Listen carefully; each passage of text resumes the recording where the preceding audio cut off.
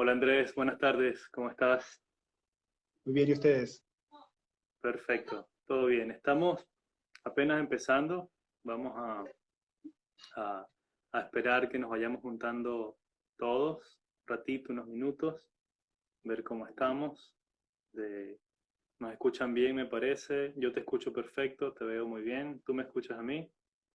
Escucho perfectamente. Excelente, excelente. Estamos aprovechando estos días que todavía están bonitos, unos días de otoño que nos ofrece el clima todavía. Bien.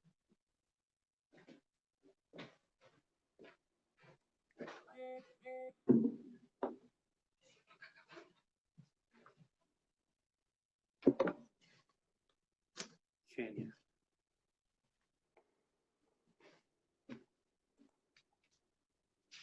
Bueno, eh, ya para ir comentando con algunos, eh, recordar el espacio, estos enlaces vivo.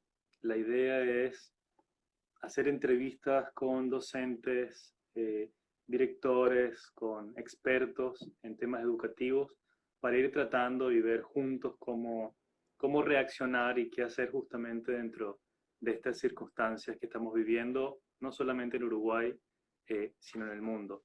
Pero específicamente, ¿qué está pasando acá? ¿Cómo vemos la situación en Uruguay? ¿Y qué estamos haciendo para solventarla?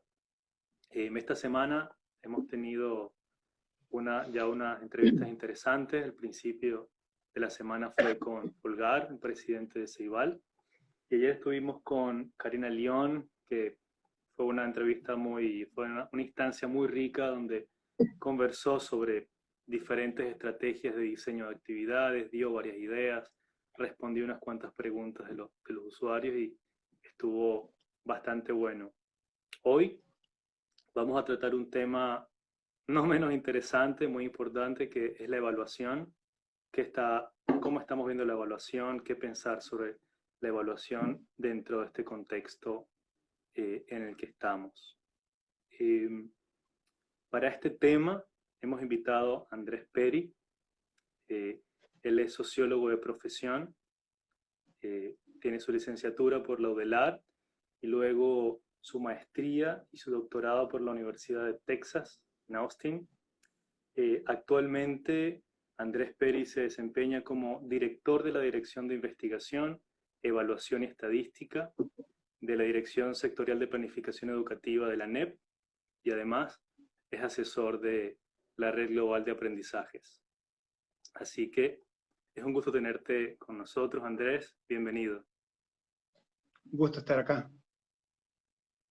Eh, bueno, hay algunos que se han ido uniendo ahorita rápidamente. Vamos a tratar con Andrés el tema de la evaluación en estas circunstancias. Hemos titulado esto Evaluación en tiempo de coronavirus.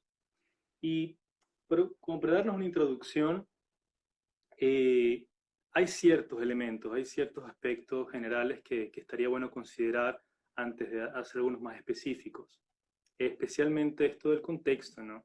Eh, digamos, específicamente en Uruguay hay condiciones diferentes al resto de países de la región o del mundo.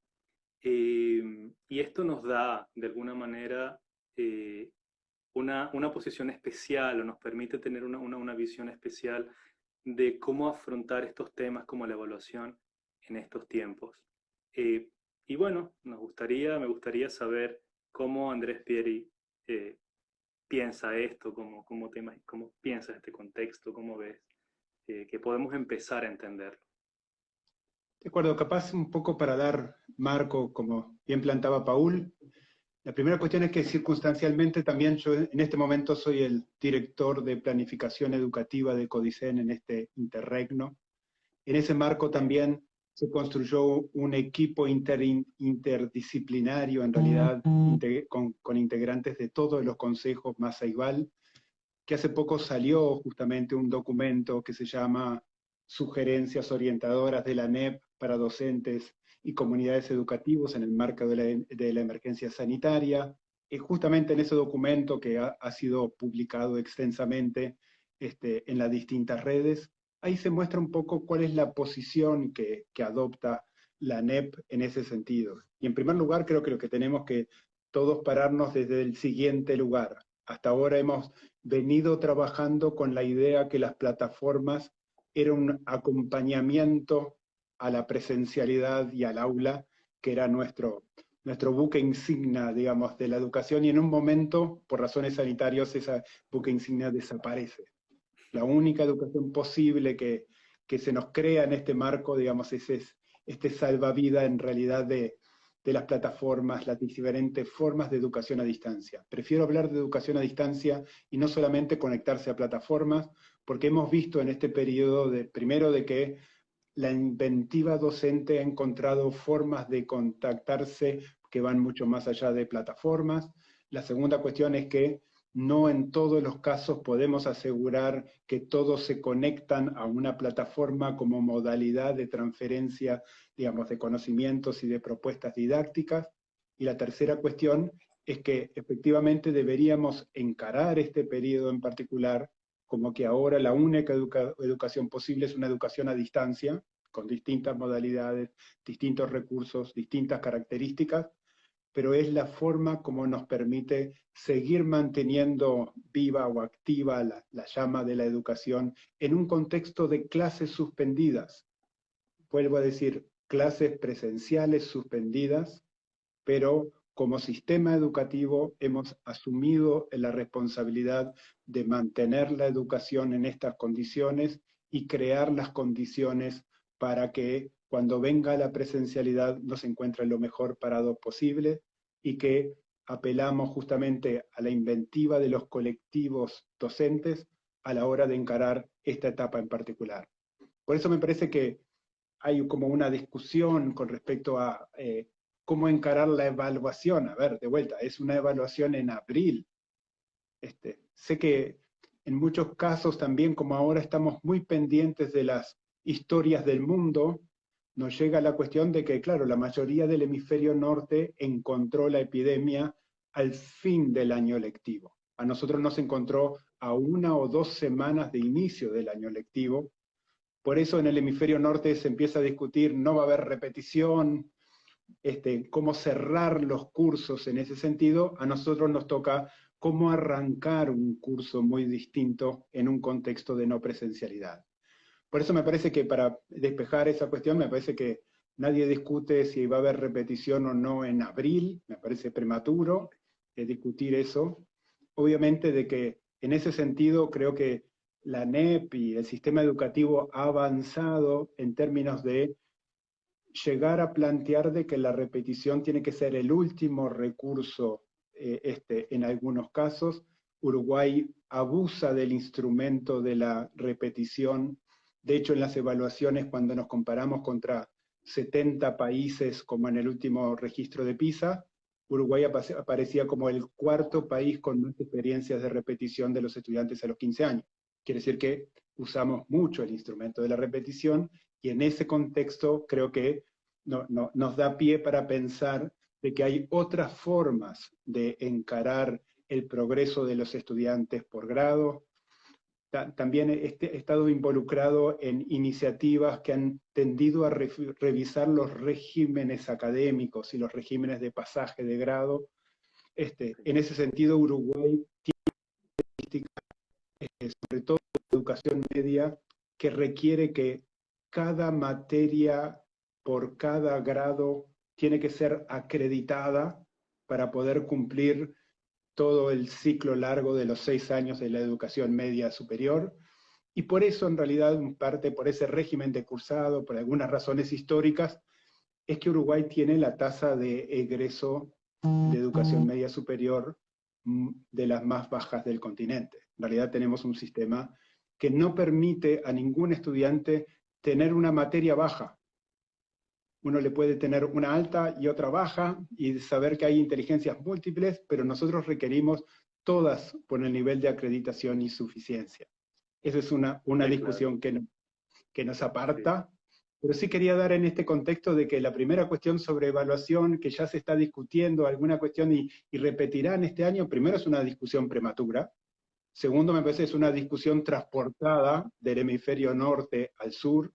Y la tercera cuestión es que deberíamos concebir la evaluación como una modalidad de acompañar al estudiante en la educación obligatoria, no como acreditación materia, año, todos los años necesariamente.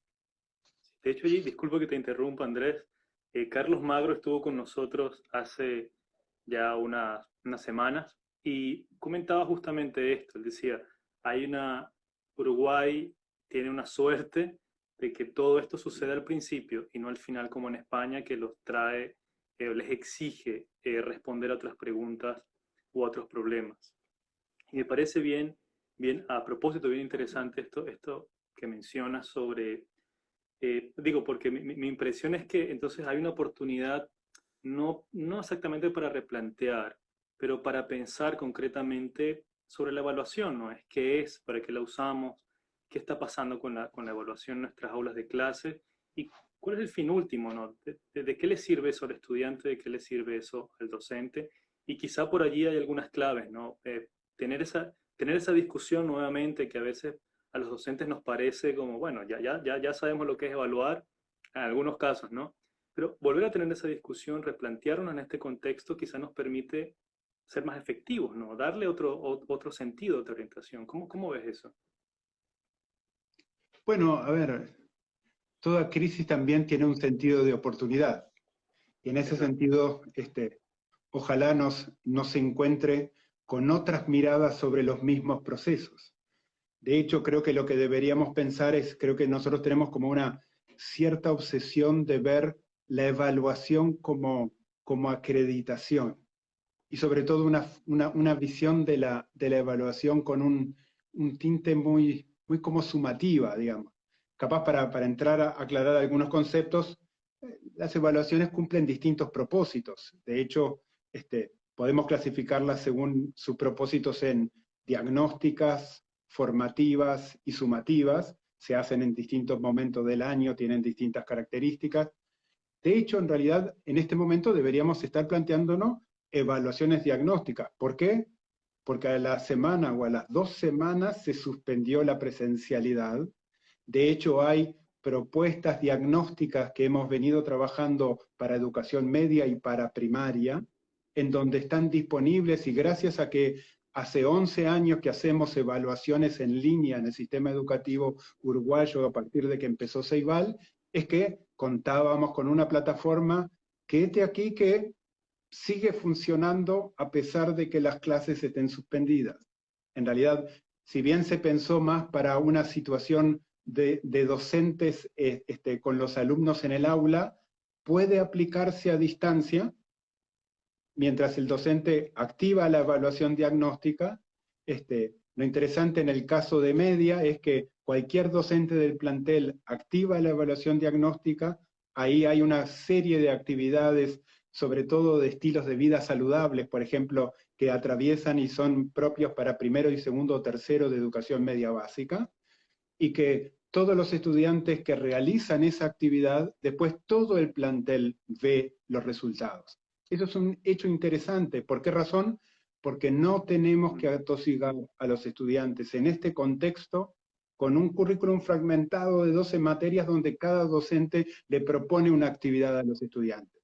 La primera recomendación que plantea tanto el documento, este marco que comentaba, que presentó la ANEP junto a Ceibal como orientaciones generales, una de las cuestiones fundamentales es no atosigar de actividades en este momento, priorizar actividades transversales, como por ejemplo esta evaluación integrada, que si bien supone actividades de lengua, matemática y ciencias mayoritariamente, lo interesante es que todo el plantel vea la producción que hicieron esos muchachos.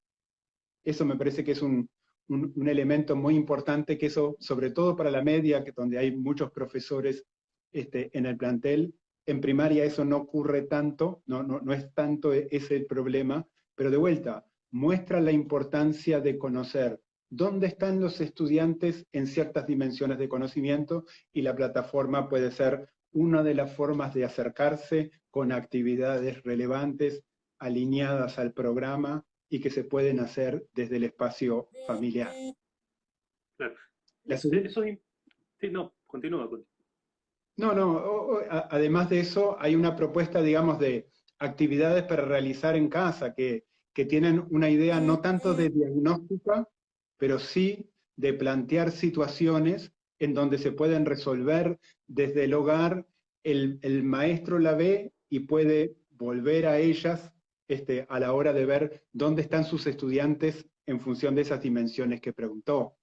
A lo que voy es, en este contexto, ¿qué deberíamos priorizar?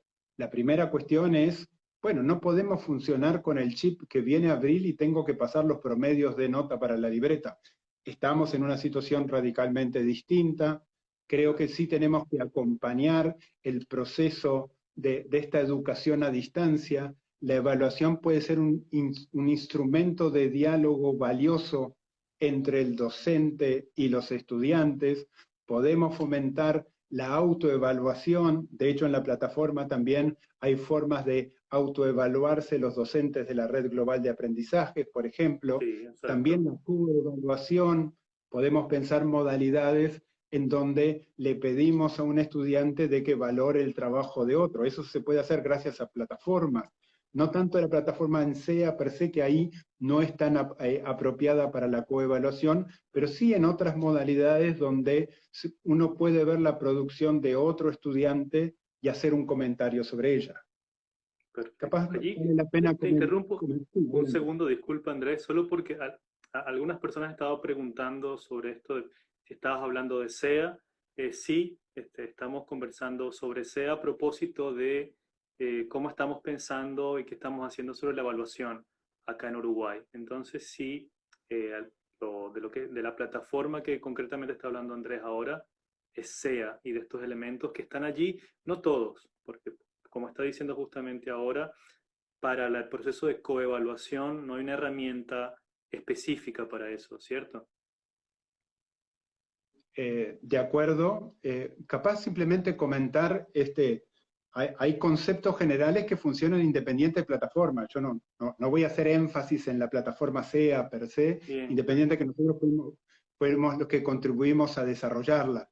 Sí, lo que me parece importante es, en este contexto, ¿a qué nos llama? Primero, evaluación diagnósticas, cómo empiezan los estudiantes este proceso.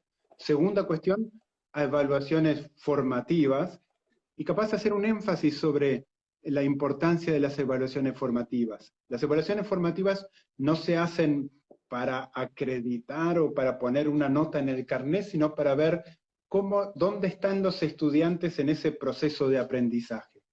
De hecho, recuerdo una vez un viaje académico con la TD, de hecho, y tuvimos la oportunidad de entrevistar a Paul Black, que fue uno de los precursores, se le dice el padre de la evaluación formativa. Entonces me acuerdo de una conferencia en King's College en Londres, en donde tuvimos la oportunidad de tener una clase con él, y nosotros éramos 5 o 6 personas, y él hizo justamente este comentario que es, digamos, su idea fuerza por el cual, digamos, se hizo famoso. En realidad él siempre planteaba, un docente siempre se ve enfrentado a la disyuntiva entre poner una nota o hacer una retroalimentación cualitativa. Y él decía que cuando ponía una nota, el estudiante lo veía en relación a su inteligencia o su nivel frente a otros, no tanto frente a su producción concreta. Mientras que cuando había una retroalimentación al trabajo entregado, era claro de que era sobre su esfuerzo personal, y lo que sobre todo convencía a Black a la hora de argumentar sobre el docente tiene que devolver versiones cualitativas y no tanto notas numéricas para el carnet, era cuán bien dejaba preparados a los estudiantes para el segundo desafío, el desafío que venga en la actividad después. Entonces me acuerdo que lo que me quedó como muy pendiente es esta disyuntiva. Es cierto que esa disyuntiva, yo he dado clases en la universidad casi por 30 años en un curso, 29 hasta el diciembre que me retiré, pero me acuerdo que en ese marco a mí también me impactó cómo yo a lo largo de mi enseñanza fui cambiando la perspectiva de cómo hacer las cosas a medida de que este cargo de director de investigación, evaluación y estadística me iba afectando mis ideas pedagógicas. Ustedes saben que los docentes universitarios no tenemos formación específica, pero la he tenido que ir llenando a los golpes a lo largo del tiempo, y lo que quería justamente transmitir es cómo las ideas terminan impactando en las prácticas si uno está dispuesto a dejarse mover. Y en particular, digamos, yo antes hacía un examen tradicional ponía 5 preguntas, tenían que contestar 4, y generalmente había una cantidad que seguro perdía mi curso, porque era casi, si no, no era un docente exigente. Claro. Y últimamente las plataformas lo que han permitido, en primer lugar, es que el trabajo final se va construyendo durante el curso. La forma de valoración en realidad presupone que todos ven la producción de todos y aprenden de las producciones recíprocas, y parte de la valoración para aprobar el curso es hacer un comentario sobre un trabajo de otro.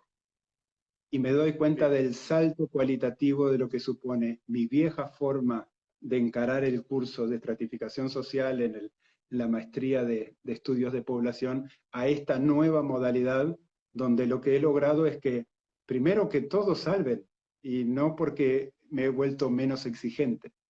Sí, lo que me parece es que Bien.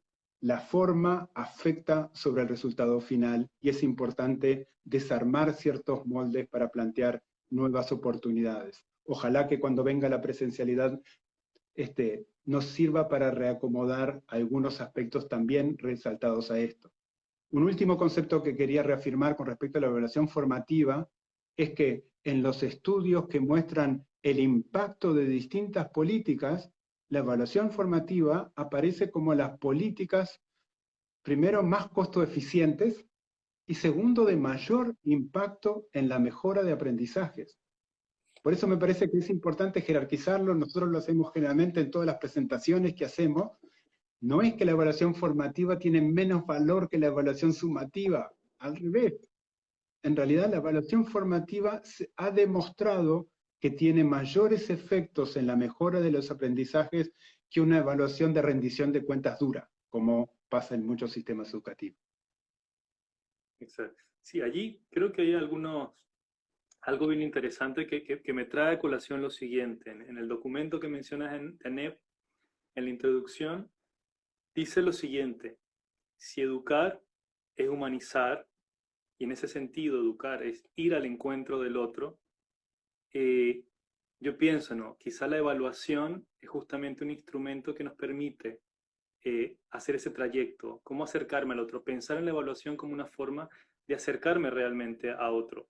Y no solamente el docente al estudiante, sino también el estudiante a su docente y los estudiantes entre ellos. De hecho, esto que mencionas sobre que tenemos ahora una oportunidad para replantearnos formas de evaluar, como la coevaluación, la autoevaluación, ¿sí? Procesos de diseño en que los estudiantes y docentes juntos puedan diseñar esos instrumentos, puedan pensar cómo están aprendiendo, puedan pensar cómo mejorar su aprendizaje, y esto definitivamente va a impactar no solamente lo que aprenden en sí mismos, sino incluso en su capacidad de aprendiz, en sus habilidades como aprendiz y, y sus habilidades de ser autónomos, ¿no? Que esto es algo que se persigue, que estamos persiguiendo mucho en la educación desde hace tiempo, que seamos autónomos en nuestro proceso de aprendizaje. Quizá me quedo con esto, en esta idea de ir al encuentro del otro, y estas formas de evaluar nos permiten acercarnos, entender realmente quiénes son estos estudiantes. Porque, y ahí te quiero hacer un poco esta pregunta, ¿no? Eh, también esto es como una forma de pregunta, es un momento de experimentar también, o sea, no tenemos SEA, pero no solamente SEA es el único instrumento para evaluar, podemos tener actividades. Ayer Karina hablaba de eso, ¿no?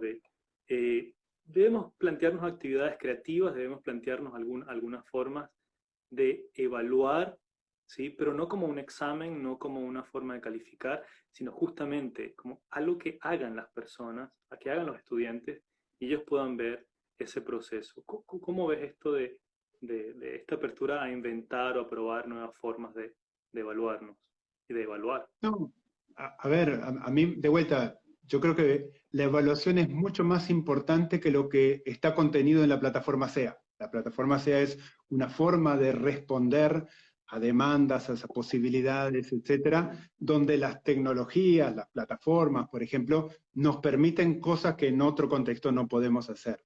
Pero no necesariamente toda la evaluación pasa por SEA. En ese sentido quería hacer esa precisión. La segunda Sí, cuestión, capaz, en términos de comentar, también en SEA se puede valorar a través de rúbricas. Y en realidad en SEA están las rúbricas de la progresión de aprendizaje de la red global de aprendizaje. Capaz lo importante, fuera de eso que es importante de hacer, es, es el concepto de que está detrás de valorar a través de una rúbrica. Cuando uno valora a través de una rúbrica, lo primero que acepta es que el aprendizaje es continuo y es una progresión, que no hay un punto de partida y un punto de llegada, pero el punto de llegada podría ser el infinito. Pero la primera cuestión es que hay un sentido de un camino, de una progresión cognitiva que me pasa de un nivel a otro. Y parte del desafío es, en primer lugar, compartir la rúbrica, que son compartir los objetivos de logro que tiene el docente cuando propone una actividad. Es muy importante eso. Paul Black hace mucho énfasis en esa cuestión, lo de compartir expectativa de logro con los estudiantes, que los estudiantes sepan con qué rúbrica van a ser valorados, una segunda condición importante. La tercera cuestión es que la devolución que hace el docente sobre la producción del estudiante está relacionada a la rúbrica, obviamente, y a los objetivos que se habían planteado para la actividad, pero sobre todo, después hacía un último énfasis, Paul Black, hace poco que lo volvía a leer, es en la visión prospectiva y para adelante. O sea, que los comentarios de un trabajo no tienen que ser solo sobre la producción, sino marcando el objetivo hacia adelante, que es como una forma de devolver mejor la información al estudiante.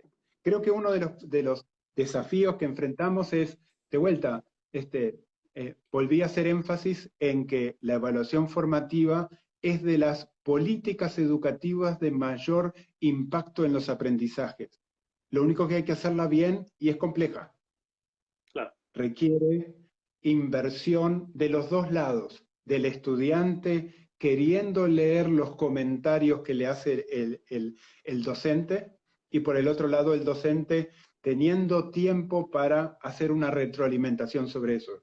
Yo sé que en algunos contextos, sobre todo en media, donde hay veces que un estudiante, de que un docente tiene que tener 10 grupos y capaz tiene 300 alumnos. Por esa Exacto. razón, entiendo por qué hay que poner una nota. Pero igual me parece que deberíamos pensar a lo largo, digamos, de los ciclos educativos, de vuelta, yo creo que tenemos que trascender la visión de que necesito una nota de desempeño cada 2 meses a lo largo del ciclo. Capaz esas notas podrían ser transformadas a progresión en rúbricas de dimensiones que iremos acordando. Pero me parece a mí que sobre todo en ese proceso de iteración, de construir un campo que va construyendo, como bien tú planteabas, Paul, mayor autonomía del lado del estudiante, la autonomía también se genera a través de las señales y los méritos que le va mostrando el docente en las producciones que hacen los estudiantes. Sí, ahí creo que solo por tocar algunas cosas que me parecen interesantes, ¿no?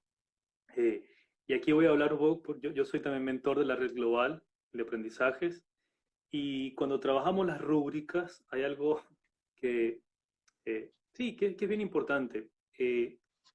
Tenemos estos 4 niveles, y a veces tenemos tenemos limitado, emergente, etcétera, y son justamente criterios que nos permiten ir identificando cuál es nuestra posición, ¿no? En un camino de aprendizaje. Y muchas veces, si estamos en emergente o estamos en limitado, tenemos todavía esta idea de que estamos mal, ¿no? Porque de alguna manera esta forma de evaluar, o esta forma que pensamos la evaluación, es calificar si algo está mal o algo está bien. y no simplemente entender, o no mejor dicho, entender el proceso de aprendizaje. Creo que también esto es valioso de las rúbricas. Y a propósito de lo que dices de que es necesario cambiar, esa inversión del docente también pasa por cambiar la forma en que nos acercamos, en que cuando yo voy a dar a un estudiante una evaluación, un comentario sobre su trabajo, no se trata de calificar si está bien o mal, se trata de entender qué es lo que espero, cuál es el camino que estoy recorriendo, qué necesito para hacer ese camino lo mejor posible, ¿no? Eh, y, y a propósito de la transparencia, lo que mencionas, la transparencia con el estudiante, este diálogo, evaluar es un diálogo también, y estaría bueno que podamos construir este diálogo con los estudiantes, haciendo las rúbricas, rediseñándolas, pensándolas, están las opciones de las progresiones de aprendizaje, y es una forma de concentrarse también en ellos, ¿no? De enfocarse realmente en el proceso de aprendizaje del estudiante. Eh, bueno, aquí hay alguna última cosa eh, que me gustaría revisar.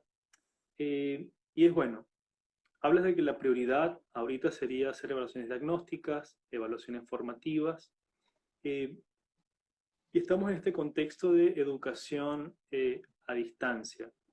¿Qué pasa? Porque en algunos casos, mencionabas de hecho al principio, no toda la población estudiantil va a tener acceso a estas formas de comunicación, de contacto digital. ¿Hay algo especial que se pueda pensar para la evaluación en estos casos? No, me explico, ¿no? ¿Hay al- algunos estudiantes que no tienen acceso o no van a tener acceso completo a los medios digitales? ¿Esto tiene algún impacto en la educación, en la evaluación? Cómo lo ves? A ver, la primera cuestión es que en un contexto como el que estamos viviendo, la evaluación no es prioridad. Creo que tenemos que Bien, tenerlos todos como ese norte, ¿no? Tenemos que sacarnos esa obsesión de decir, pero ¿cómo puede ser que yo esté en esta situación y no estar evaluando?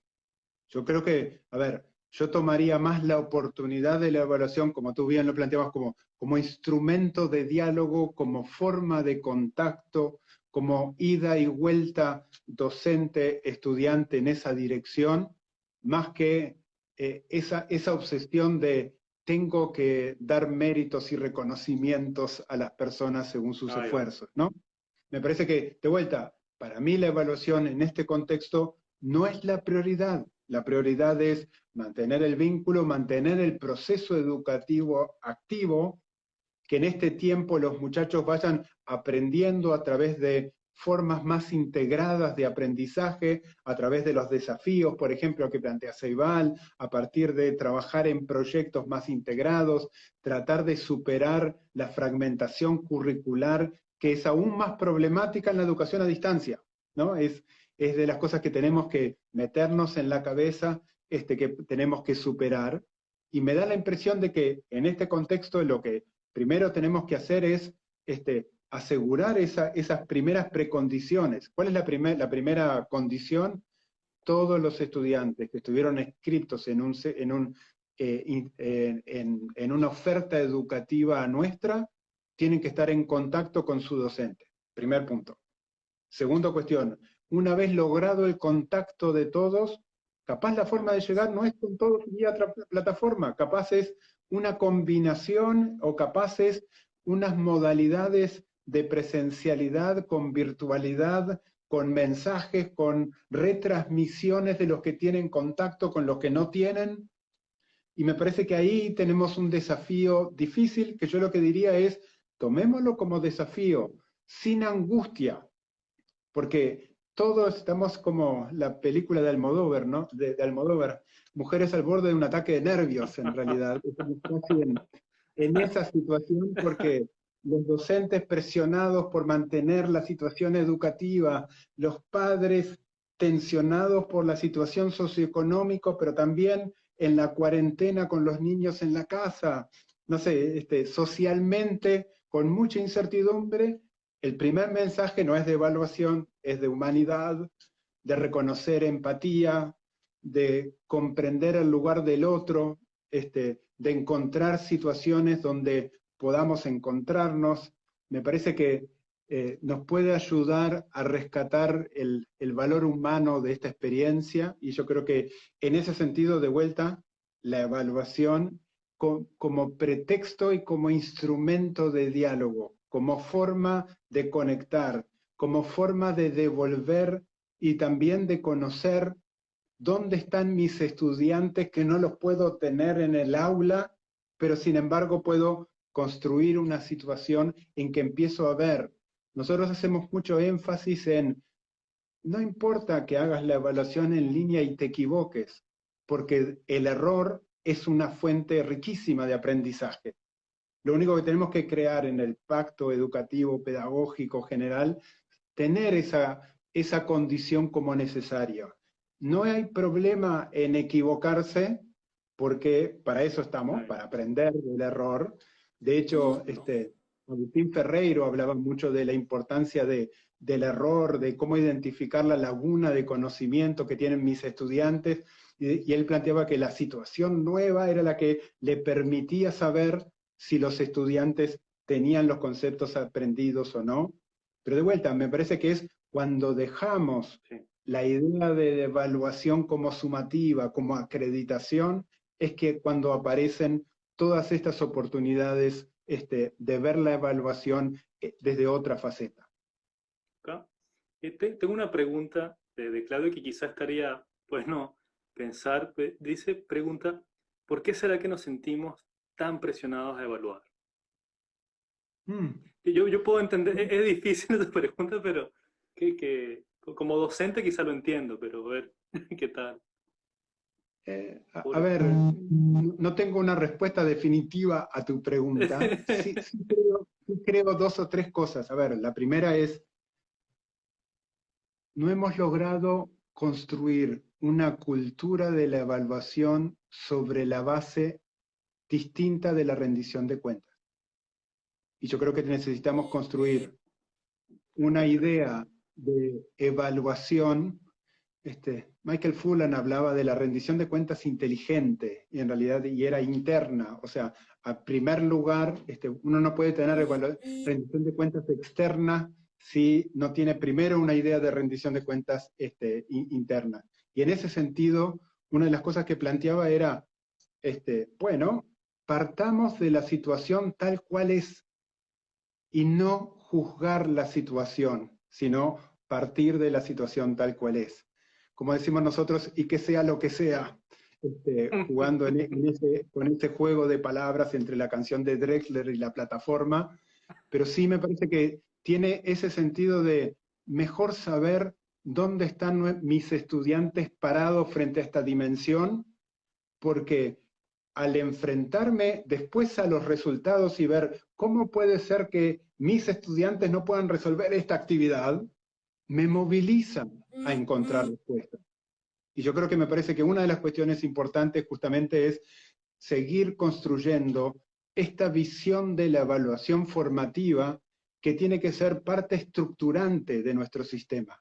No solamente por la oportunidad que yo comentaba de su alto impacto en el aprendizaje, también por la razón de que es barata. La tercera cuestión de lo que me parece es que es una tecnología frágil. Eso es un concepto importante que me gustaría transmitir.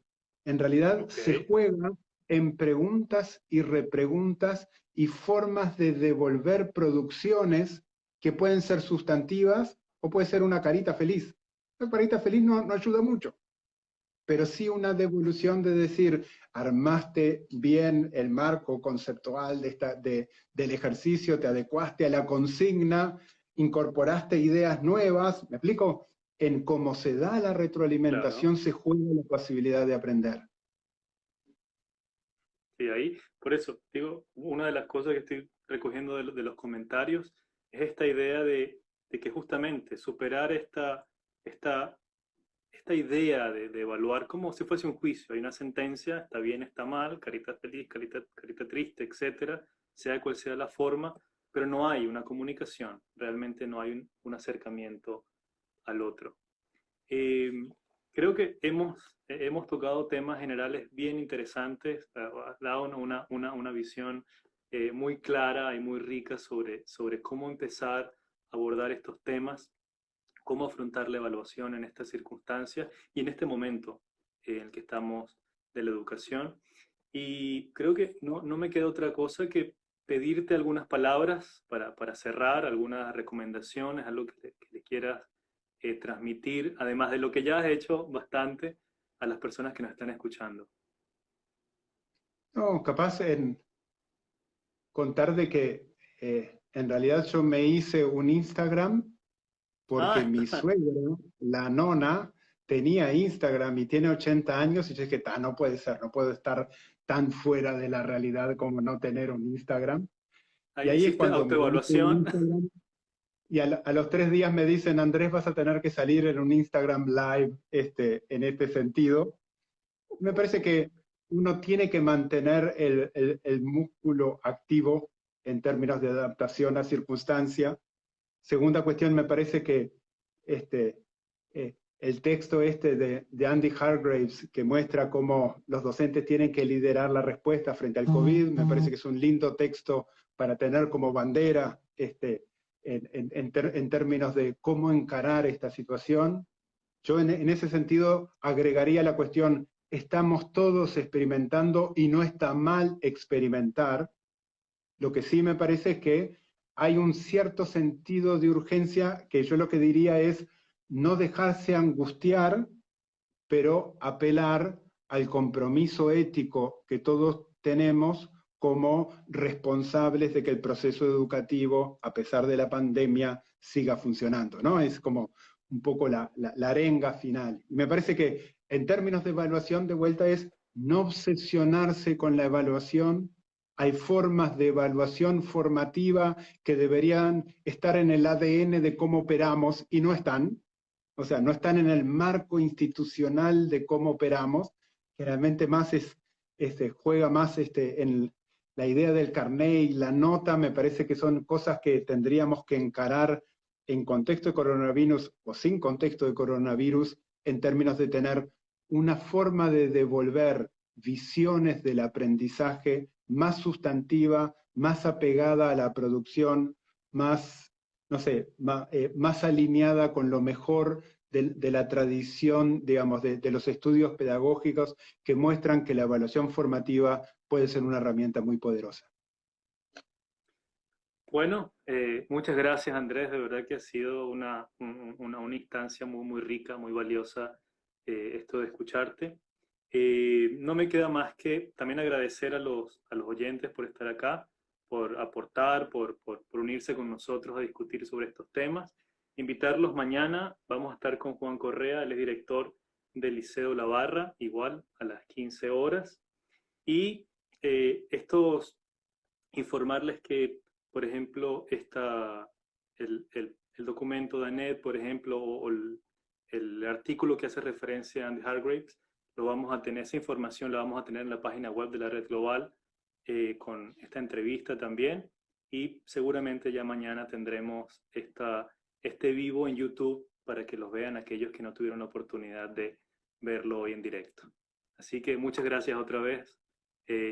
A ti, Andrés, muchas gracias a quienes nos escuchan y nos vemos pronto.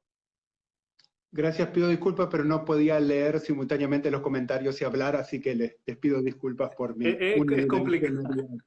eso es difícil, es una habilidad complicada. Nos vemos, gracias por estar. Vale. Hasta luego, chau, chau. Suerte a todos.